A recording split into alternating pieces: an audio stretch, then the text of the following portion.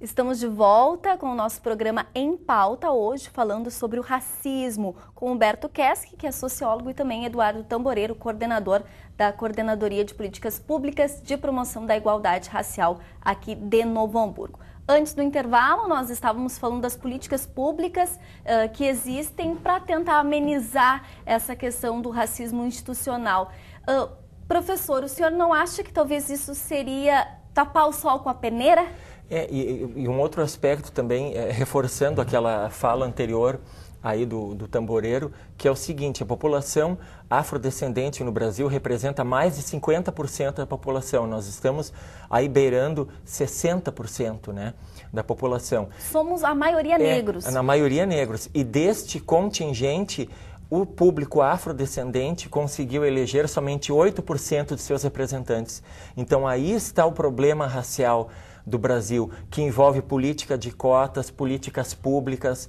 Então, é necessário cada vez mais que esse Estado assuma os seus equívocos, os seus erros do passado e tente minimizar, via política de cotas, algo que realmente está aí, né? Olha, a população, este contingente de afrodescendentes quer eleger representantes, mas também não tem eco, não tem voz.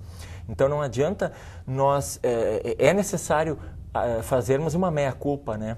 Então, olha, o Estado deve prover isto e realmente equiparar este contingente, né, em termos de políticas públicas, em termos de cotas na universidade.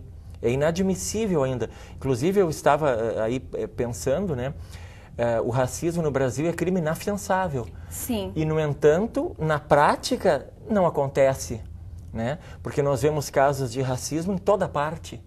E isso não acontece porque, mas eu só chamei de negro. Sim, e a agressão simbólica, né?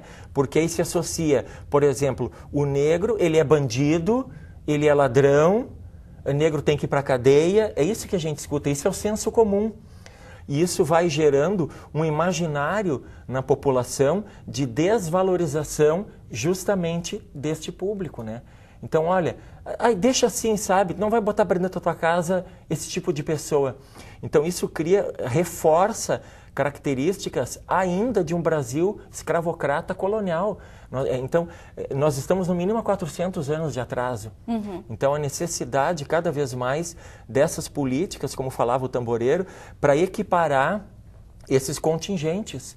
Não existe como mais nós nos aperfeiçoarmos tecnologicamente, por exemplo, se nós temos uma desigualdade racial que está na base da nossa sociedade. Não tem cabimento mais isto, né? Então não adianta o Brasil, por exemplo, nós trazermos para cá eventos como a Copa do Mundo, nós termos cidades magníficas aí como o Rio de Janeiro, São Paulo, sermos um país de maior diversidade étnica do planeta, de miscigenação racial, graças a Deus, e internamente nós termos essas discrepâncias, né? Então não tem como nós procedermos. Mas o senhor acredita que o caminho são realmente essas políticas públicas? Com certeza, é o mínimo que se pode realizar. Porque esse processo aí, as raízes novamente lá na escravidão, quando o negro ele se tornou liberto, né, da escravidão, ele não tinha assistência médica, ele não tinha escola, ele não tinha educação, ele não tinha propriedade. Então, qual era o caminho natural, né? Bom, ele terminou se favelando, ele terminou se marginalizando desse status quo, né? Dessa característica social da maioria. Que característica social da maioria era esta? Bom, brancos, cristãos, né? Principalmente católicos e bem-sucedidos. Então isso aí excluiu simbolicamente. E ao longo de 200, 300, 400 anos isso se mantém. Uhum. Então essas políticas públicas vêm justamente suprir esse vácuo, esse ato que existe, né? O público analfabeto, infelizmente, no Brasil ainda é negro. Outro aspecto também, as mulheres normalmente ganham salários mais baixos do que os homens.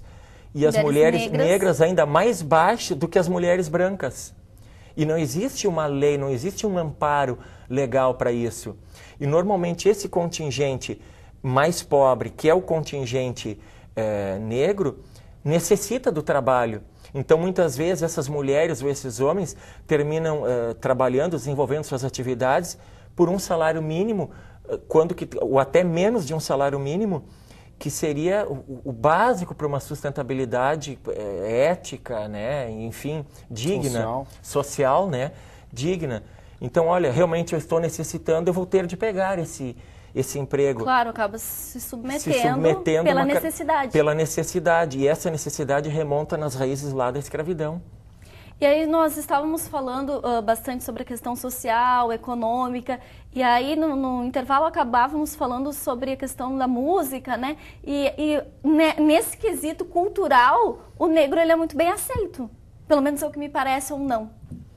Olha, se a gente for trabalhar a raiz da música negra no Brasil e no mundo, talvez não, né? Porque a gente teve vários cantores internacionais que foram lançados me retirando do cenário internacional negros, né? Por exemplo, Little Richard, né? Que foi o pai do rock and roll, né?